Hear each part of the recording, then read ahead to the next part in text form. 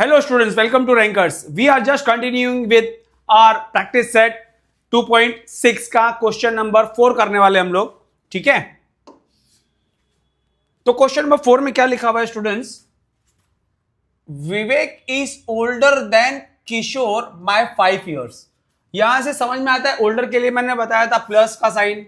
ठीक है, the sum of the reciprocal. Reciprocal का मतलब स्टूडेंट्स क्या होता है? उल्टा. दैट इज अगर सपोज एक नंबर है 3/4 तो इसका रेसिप्रोकल क्या होगा? 4/3. इसी को हम लोग रेसिप्रोकल बोलते हैं. Of their edges is 1/6. Find there present ages. ठीक है, तो इरेज ऑल कर देता हूं. ठीक है, अब Vivek is older than Kishore by 5 years. मतलब विवेक की एज किसकी एज के ऊपर डिपेंड कर रही है? किशोर की एज के ऊपर. तो हम लोग किशोर की एज को क्या ले लेते हैं? Let Kishore's age be x years. Therefore Vivek's age क्या हो जाएगी? देखो, Vivek age is older than, older means plus by 5 years than Kishore age. Kishore की एज को हम लोग ने x लिया था, तो यहां से हम लोग को मालूम पड़ गया करके किशोर की एज क्या है? x years है, और विवेक की एज क्या है? x + 5 है. सम ऑफ द रेसिप्रोकल, तो यहां पे क्या लिखेंगे? As per condition. As per condition sum means plus sum of, sum किसका? एडिशन किसका करना है? Reciprocal of their ages. अब विवेक किशोर की एज क्या थी? x थी, तो उसका रेसिप्रोकल क्या हो जाएगा? 1/x हो जाएगा. और इसकी एज क्या थी? x + 5, तो इसका रेसिप्रोकल क्या है? 1/x + 5. और क्या बोला है? a = 1/6. इसको जस्ट हम लोग को क्रॉस मल्टीप्लाई करना है, डिनोमिनेटर सेम नहीं है, तो क्या लिखेंगे? x + 5 × 1, और x × 1 that is x upon x × x + 5 = 1/6. x + x क्या हो जाएगा? 2x. 2x + 5 अपॉन ये क्या हो जाएगा? x × x² और ये हो जाएगा 5x. ओके, 1/6. अब इसको क्या करना है? 6 यहां पे डिनोमिनेटर में इक्वल के सब जाएगा, तो मल्टीप्लीकेशन होगा. दैट इज 6 ब्रैकेट में 2x + 5 = 1 into दिस ना, तो डायरेक्टली यही लिख सकते हैं x² + 5x. ओके, हम लोग को जस्ट इसको ब्रैकेट ओपन करना है. ये हो जाएगा हम लोग का 12x + 30 = x² + 5x. अब देखो x² का टर्म उधर है, तो हम लोग x² के टर्म को इधर लेके आएंगे तो माइनस हो जाएगा, तो हम लोग as it is this is equal to this भी तो लिख सकते हैं. That is x² + 5x plus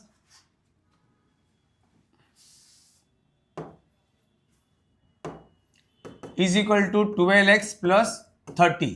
That is x² + 5x minus 12x minus 30 = 0. 12x इधर आया तो माइनस हो गया, ये भी माइनस हो गया. अब ये दोनों लाइक टर्म्स हैं, तो x² ये क्या हो जाएगा? -7x minus 30 = 0. ये हम लोग का क्वाड्रेटिक इक्वेशन के फॉर्मेट में कन्वर्ट हो गया. अब यहाँ पे देखेंगे हम लोग प्रोडक्ट क्या है इसका स्टूडेंट. देखो, प्रोडक्ट = कोफिशिएंट ऑफ x² क्या 1 है, पॉजिटिव 1 है, 1 into दिस दैट इज क्या हो जाएगा? -30. और हम लोग को आंसर क्या चाहिए? -7 में चाहिए. -7, तो देखो 10 × 3 करेंगे और माइनस करेंगे तो 7 मिल रहा है. दैट मीन्स बड़े नंबर की साइन यहाँ पे डालेंगे और यहाँ पे प्लस डालेंगे तो मैच हो रहा है पूरा. -10 × 3 करेंगे तो -30 आ रहा है, और इसको प्लस माइनस करेंगे तो -7 आ रहा है. दैट मीन्स दो फैक्टर्स हम लोग को क्या मिल गए? -10 और 3. अब क्या करना है इसको हम लोग को? देखो, x² -7x की जगह पे क्या लिखना है हम लोग को? -10x और प्लस 3x -30 = 0. स्टार्टिंग के दो टर्म्स में कॉमन ढूंढना है, तो क्या है कॉमन? x कॉमन है, यहाँ पे क्या आ जाएगा? x - 10, leave some space x - 10 और यहाँ पे +3. यहाँ तक सॉल्व किया था, उसके बाद वाली साइन लिखनी है हम लोग को, = 0. अब क्या हो जाएगा? x - 10 कॉमन है पूरे में, और x + 3 = 0. ठीक है,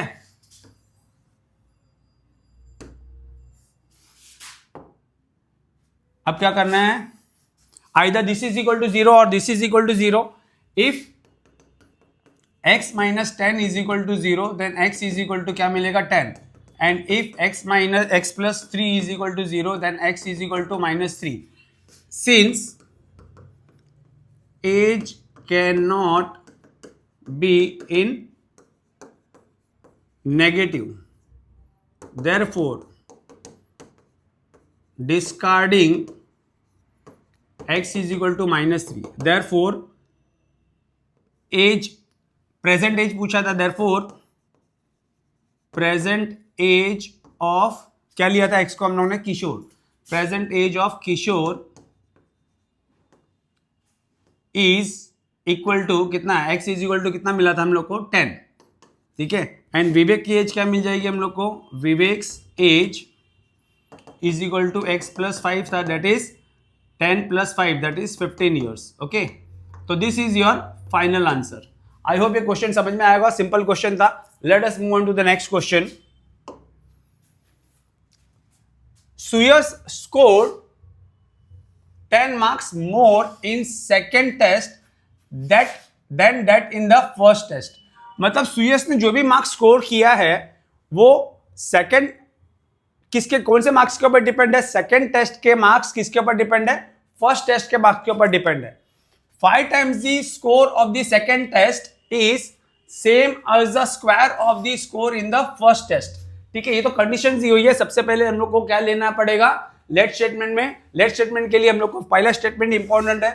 सुयश ने कितना स्कोर किया, 10 मार्क्स ज्यादा स्कोर किया सेकेंड टेस्ट में देन इन फर्स्ट टेस्ट. मतलब सुयश का सेकेंड मार्क्स सेकेंड टेस्ट में मार्क्स किसके ऊपर डिपेंड कर रहा है, सुयश का मार्क्स फर्स्ट टेस्ट में. तो सुयश का मार्क्स फर्स्ट टेस्ट में कितना आएगा उसको हम लोग x ले सकते हैं. लेट सुयश स्कोर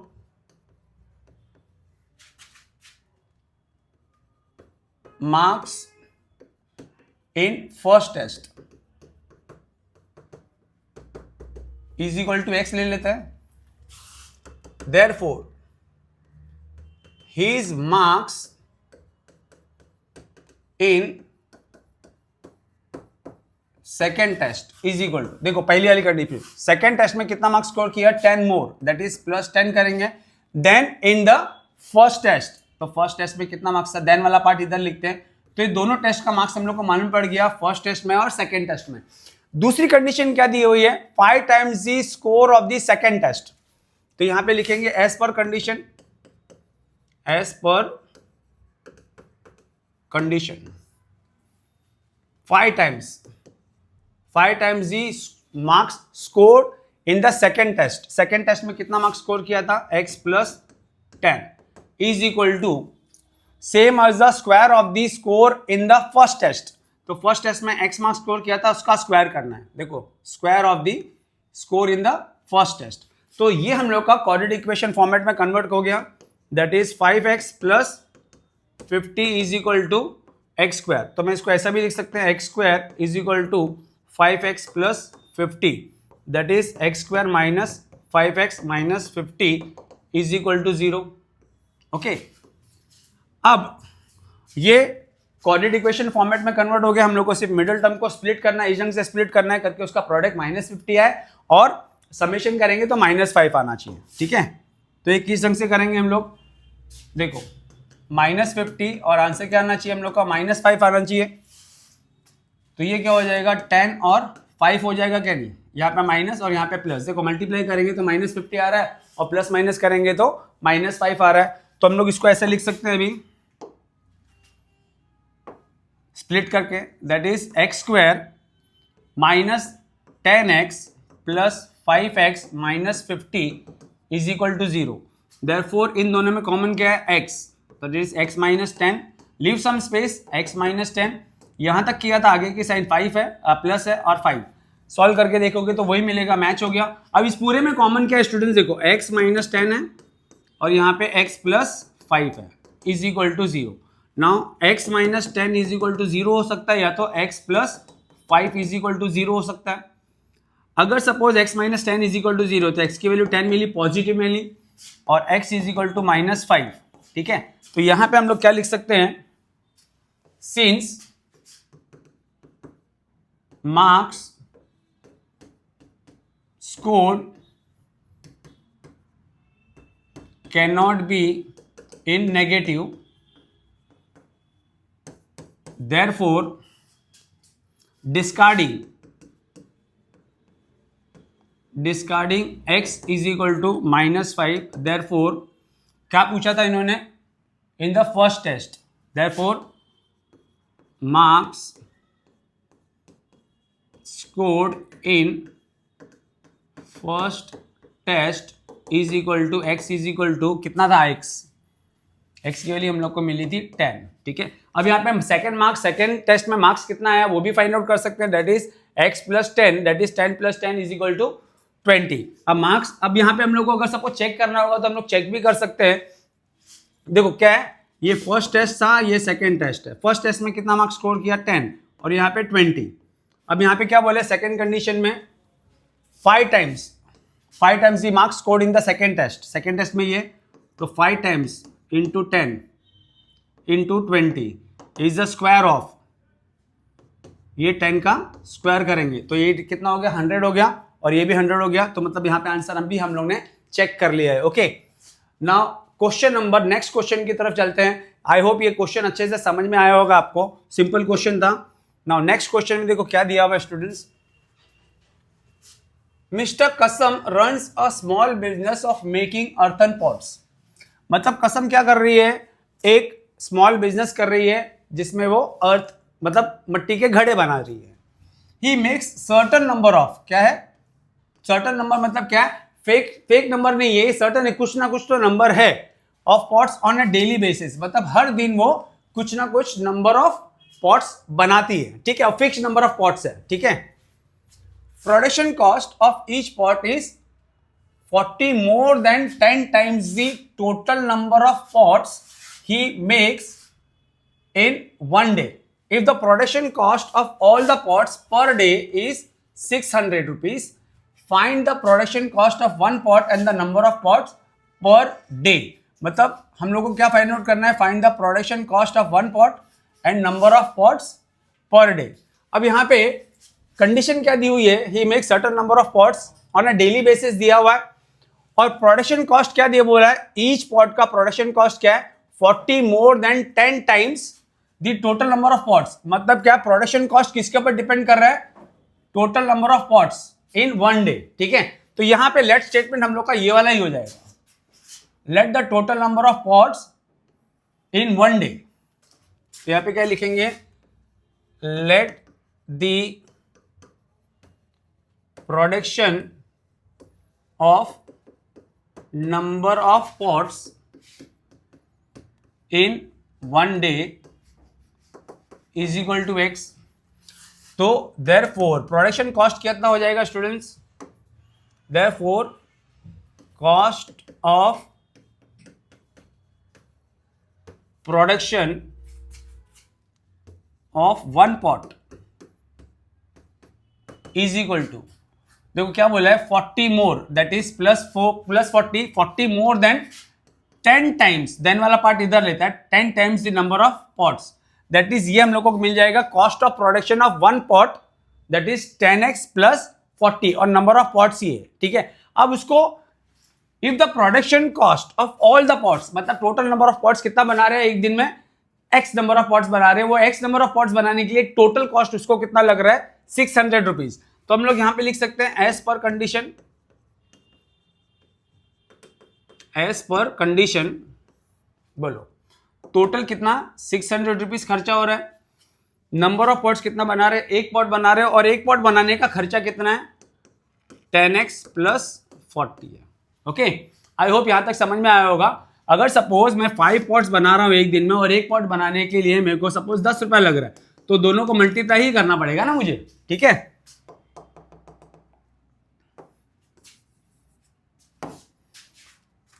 तो यहां पे आ जाएगा हम लोग का 10x² + 40x = 600। तो ये आ जाएगा 10x² + 40x - 600 = 0। अब देखो 10 के टेबल में जा रहा है, ये भी 10 के टेबल में, ये भी 10 के टेबल में, तो क्या लिखेंगे, divide by 10 on both sides कर सकते हैं, तो ये क्या हो जाएगा हम लोग का x square plus 4x minus 60 is equal to 0। अब एक कोऑर्डिनेट इक्वेशन फॉर्मेट में कन्वर्ट हो गया, तो क्या करना है इसको, हम लोग के इसके दो टर्म्स निकालने हैं, दो फैक्टर्स निकालने हैं स्टूडेंट्स। देखो कैसे निकालेंगे, देखो ये प्लस है और ये माइनस है, तो दैट इज प्रोडक्ट हम लोग का क्या हो जाएगा, product is equal to minus 60 हो गया। समेशन क्या चाहिए हम लोग को, प्लस 4 चाहिए। अब देखो प्लस 4 कैसे आएगा, 60 को हम लोग फैक्टराइज कर लेते हैं, 2 के टेबल में 30 टाइम्स, 2 के टेबल में 15 टाइम्स, 5 के टेबल में 3 टाइम्स 3 और 1, दैट इज ये कितना हो गया हम लोग का, ये 10 हो गया और ये 6 हो गया, तो 10 और 6 पॉजिटिव और ये नेगेटिव है, तो ये हो गया हम लोग का 10 प्लस 10 और माइनस 6 दैट इज प्लस 4 मिल रहा है, पूरा मैच हो रहा है। तो अब हम लोग क्या कर सकते हैं, इसको मिडिल टर्म को स्प्लिट करके दो फैक्टर्स में कन्वर्ट कर सकते हैं, that is x square plus 10x minus 6x minus 660 is equal to 0। देखो हम लोग ने इसको स्प्लिट कर दिया है, इन दोनों में कॉमन क्या है, x कॉमन है, दैट इज x प्लस 10 हो गया, leave some space, x plus 10 हो गया और यह क्या आएगा, यहां तक सॉल्व किया था, आगे साइन क्या माइनस है, माइनस 6, पूरा मैच हो गया, ये इज इक्वल टू 0। इस पूरे में कॉमन क्या स्टूडेंट्स, x प्लस 10 कॉमन है, दैट इज x माइनस 6 आ गया, is equal to 0। Either x plus 10 is equal to 0 होगा या फिर x minus 6 is equal to 0 होगा। तो यहाँ पे x is equal to minus 10 आया और यहाँ पे x इज इक्वल टू 6 आया।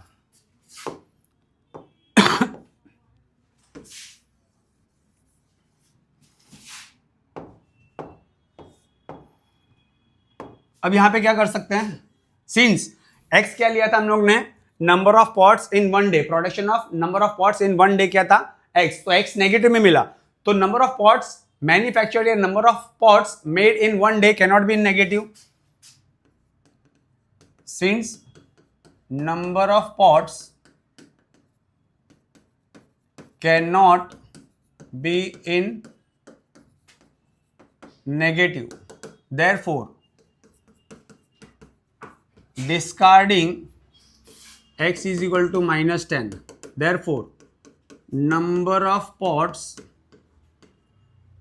made in one day is equal to x is equal to कितना था 6 pots। This is your final answer. हम लोग को क्या पूछा था, number of pots he makes per day और find the production cost of one pot. देखो production cost of one pot कितना था, ये था, that is production cost is equal to 10x plus 40 था, दैट इज ये कितना हो गया हम लोग का 10 इंटू 60 प्लस 40, दैट इज ये हो गया हम लोग का 100 रुपीज। ठीक है, अब यहाँ पे हम लोग कॉस्ट भी निकाल सकते हैं। देखो एक नंबर ऑफ पॉट्स कितना बनाया था, 6 पॉट्स बनाया था और एक पॉट बनाने को खर्चा कितना आया था 100 आया था, तो दोनों को मल्टीप्लाई करेंगे तो देखो कितना मिल रहा है हम लोग, 600 से मैच हो रहा है पूरा। ठीक है, तो आंसर हम लोग ने वेरीफाई भी कर लिया। आई होप ये क्वेश्चन भी आप लोगों को समझ में आया होगा। नेक्स्ट क्वेश्चन की तरफ चलते हैं।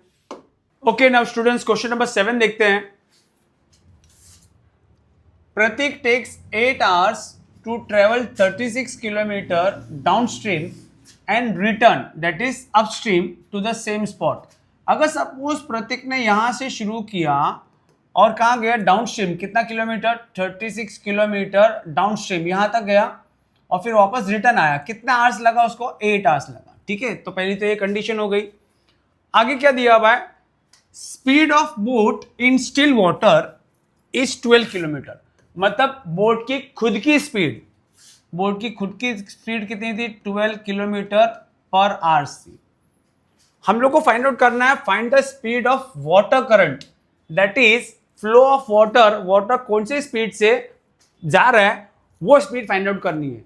तो अगर सपोज वाटर की स्पीड को हम लोग x किलोमीटर पर आवर ले लेते हैं, ठीक है, तो क्या होगा, अगर सपोज बोट डाउनस्ट्रीम जा रही है, दैट इज कौन से डायरेक्शन में जा रही है, वाटर फ्लो जिस डायरेक्शन में हो रहा है उसी डायरेक्शन में बोट भी जा रही है, तो बोट की स्पीड बढ़ेगी क्या घटेगी, बोट की स्पीड बढ़ेगी। बोट की खुद की स्पीड है और वाटर की भी स्पीड है, तो बोट की स्पीड क्या हो जाएगी डाउनस्ट्रीम? डाउनस्ट्रीम में बोट की स्पीड हो जाएगी 12 plus x kilometre per our हो जाएगी। अच्छा, अगर बोट को अपस्ट्रीम आना है, मतलब against the flow of water आना है, तो क्या होगा? बोट की खुद की स्पीड क्या होनी चाहिए? वाटर की स्पीड से ज्यादा होनी चाहिए। दैट इज 12 किलोमीटर की स्पीड से अगर वो ऊपर की तरफ आएगी और वाटर की स्पीड अगर 14 किलोमीटर पर आवर है तो बोट ऊपर आ ही नहीं पाएगी। तो इसमें हमेशा याद रखना, डाउनस्ट्रीम अपस्ट्रीम के क्वेश्चन में हमेशा बोट की स्पीड वाटर की स्पीड से ज्यादा होनी चाहिए। दैट इज यहां पे क्या हो जाएगा? अपस्ट्रीम में क्या होगा students? 12 minus x kilometre boat की स्पीड हो जाएगी। आई होप ये अच्छे से समझ में आया होगा। बस इसमें ट्विस्टिंग पॉइंट यही था, और एक हम लोग को 8 आवर्स वाला है, ठीक है। तो स्टेटमेंट की जंग से लिखेंगे speed of the water current, let the speed of water current be x kilometre per hour. Speed of boat in still water is given to be what? 12 kilometer per hour. Therefore,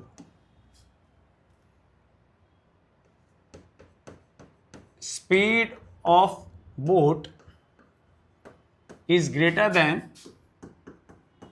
speed of water current, क्योंकि इसको upstream भी आना है, यहाँ पे upstream आना है, इसीलिए ये कंडीशन लागू होती है। That is speed of boat is always greater than speed of water.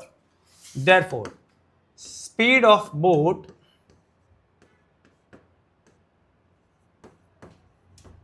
Downstream, मतलब डाउनस्ट्रीम नीचे की तरफ जा रही है, तो क्या स्पीड हो जाएगी? 12 plus x kilometre per our हो जाएगी। और स्पीड ऑफ बोट अपस्ट्रीम क्या हो जाएगी? 12 minus x kilometre per our हो जाएगी। ओके, आई होप ये समझ में आया होगा। अब इसको इरेज कर देते हैं, इसका मतलब नहीं है अभी। अब यहां पे कंडीशन क्या आ जाती है स्टूडेंट्स? अभी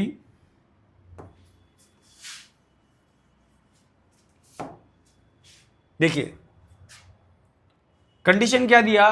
8 घंटे लगे उसको, कहां पे? आने और जाने में। कितने? 8 आवर्स लगे, ठीक है।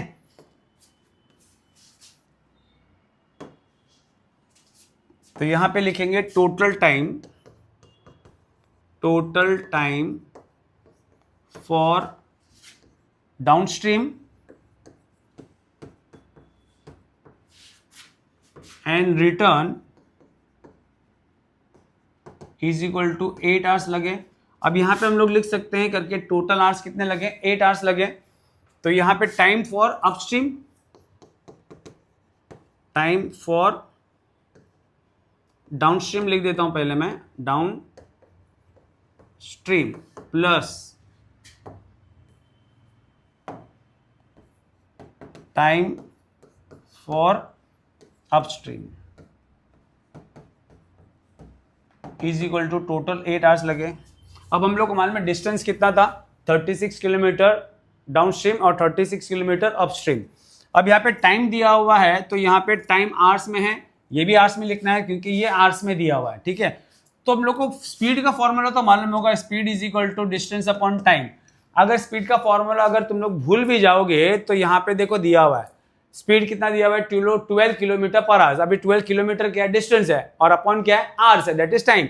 तो डिस्टेंस अपॉन टाइम, तो यहाँ पे तो हम लोग को टाइम से कंसर्न है हम लोग, तो क्या आ जाएगा? टाइम यहाँ पे ले लिया, स्पीड को यहाँ पे ले लिया, तो टाइम का फॉर्मूला क्या बन गया हम लोग का? Distance upon speed. तो यहाँ पे डाउनस्ट्रीम के लिए स्पीड डिस्टेंस कितना था? 36 किलोमीटर था, और स्पीड कितनी थी उसकी? देखो डाउनस्ट्रीम में स्पीड कितनी थी? 12। 12 प्लस एक्स, और यहाँ पे सेम डिस्टेंस दैट इज 36, और अपस्ट्रीम में कितना था 12 minus x is equal to 8। ये हम लोग का अल्टीमेटली एक इक्वेशन तैयार हो गया है, ठीक है। अब ये इक्वेशन को हम लोग को सिर्फ सॉल्व करना है। अब वो किस ढंग से सॉल्व करेंगे, देखो 36 दोनों में कॉमन है, तो यहाँ पे 36 कॉमन बाहर ले लेंगे। 36 ब्रैकेट में 1/12 plus x plus 1/12 minus x is equal to 8। Okay, मैंने सिर्फ 36 बाहर ले लिया। अब यहाँ पे क्या होगा 1/12 plus x plus 1/12 minus x is equal to 8/36, that is 4 के टेबल में 2 टाइम्स में गया, और 4 के टेबल में कितने टाइम्स में गया 9 टाइम्स में, दैट इज 2/9 हो गया यहाँ पे। अब इसको हम लोग को सिर्फ क्या करना है, क्रॉस मल्टीप्लाई करना है स्टूडेंट। देखो 12 minus x plus 12 plus x upon 12 plus x 12 minus x. Numerator में देखो minus x plus x cancel हो गया, दैट इज ये हो गया हम लोग का 12 प्लस 12 24, और यहाँ पे a plus B a minus B का फॉर्मूला लगेगा, दैट इज 12 का स्क्वायर कितना आ गया 144 आया, और माइनस एक्स स्क्वायर, और यहाँ पे क्या आएगा 2/9। अब क्या करना है, सब नंबर्स को मैं उस तरफ लेके जाऊंगा या तो इस तरफ लेके आ जाओ। मैं क्या कर रहा हूँ यहाँ पे 144 माइनस एक्स स्क्वायर, और ये नंबर्स को उस तरफ लेके जा रहा हूँ 24 इंटू 9/2, दैट इज ये 2 1 जा और ये 2 12 जा हो गया, तो 12 इंटू 9 करेंगे तो 120 में से 12 माइनस कर दो तो 108 आ जाएगा। 108 144 माइनस एक्स स्क्वायर। अब चलो सेलेक्ट करके इसको थोड़ा शॉर्ट कर देते हैं, जगह भी आएगी अपने पास, ठीक है। ये हो गया, यहाँ पे ले लिया। अब इसको भी सेलेक्ट कर लेते हैं।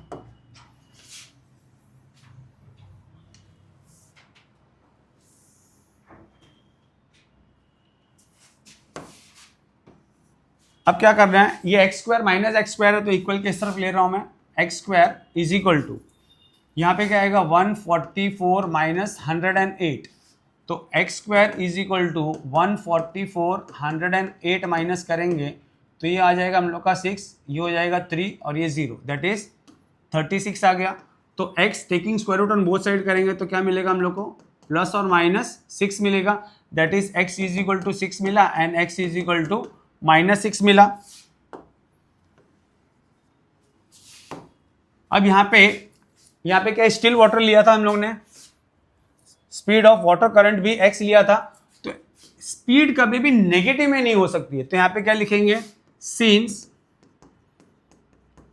Speed can not be in negative, therefore discarding x is equal to -6, therefore speed of water